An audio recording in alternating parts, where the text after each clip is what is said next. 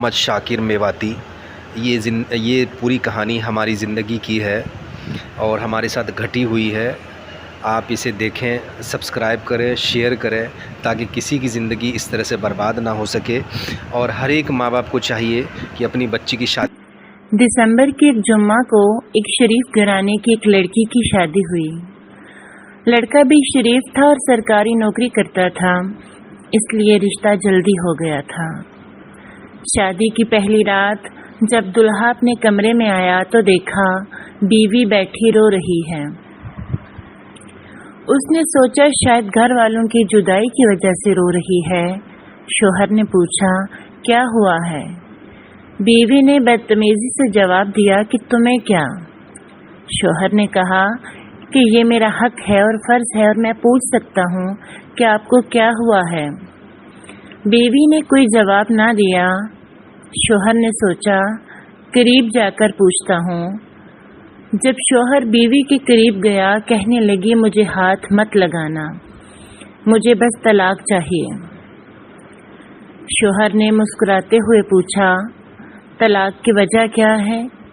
بیوی میں کسی اور کو پسند کرتی ہوں اور اس سے شادی کرنا چاہتی ہوں۔ شوہر اچھا، کون ہے وہ؟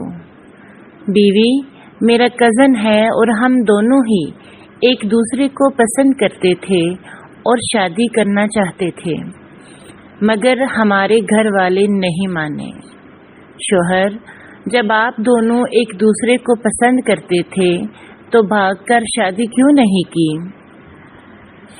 بیوی ہم نے طے کیا تھا کہ گھر والوں کی مرضی کے خلاف کوئی قدم نہیں اٹھائیں گے۔ شوہر تو اب آپ طلاق لینا چاہ رہی ہیں، اس کے بعد کیا کریں گی؟ بیوی میں اپنے اسی کزن سے شادی کروں گی۔ شوہر کیا اب بھی وہ تم سے شادی کے لیے راضی ہو جائے گا؟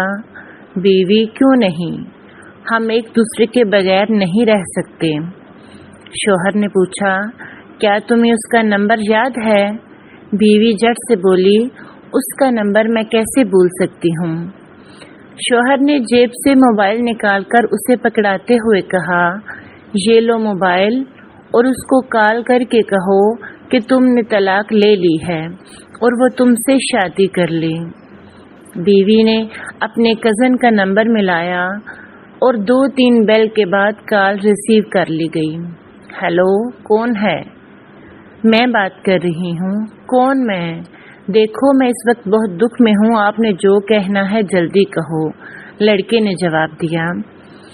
ارے تم نے مجھے نہیں پہچانا، میں مسکان بات کر رہی ہوں، اور تم تو مجھے کبھی نہ بھولنے کے وعدے کرتے تھے، ایک دن میں ہی بھول گئے۔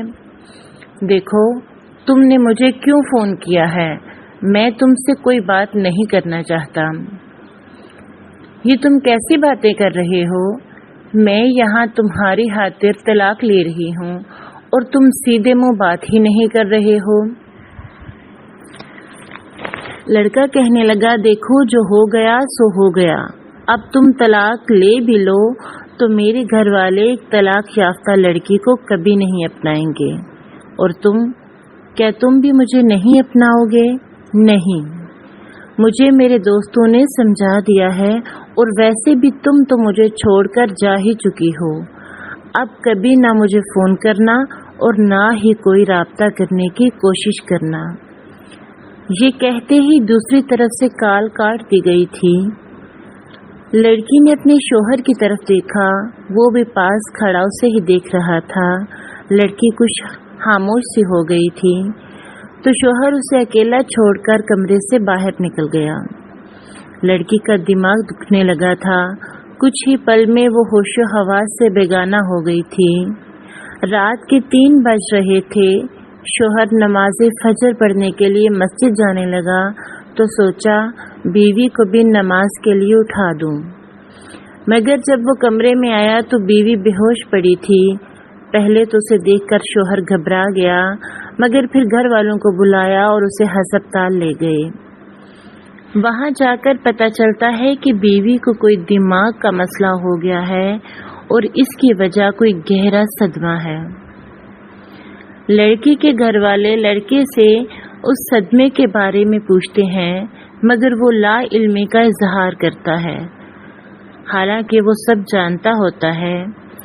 थोड़ी देर के बाद वो एक बहुत अच्छे दिमाग के डॉक्टर के पास मशवरे के लिए जाता है, तो डॉक्टर शोहर को बताता है कि उसकी बीवी ने किसी बात का गहरा सदमा लिया है। मैंने दवा तो दे दी है, अब बस उसे आराम की ज़रूरत है।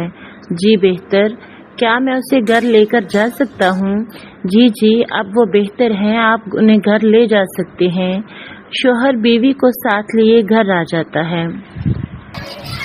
घर आते ही सब घर वालों ने दुल्हन का हाल दरियाफ्त करना शुरू कर दिया, मगर दुल्हन खामोश रही।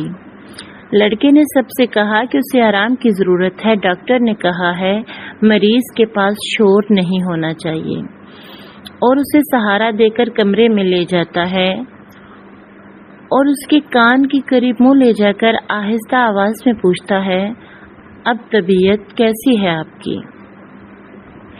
जी ठीक है, आहिस्ता आवाज में ही जवाब आता है। थोड़ी देर की खामोशी के बाद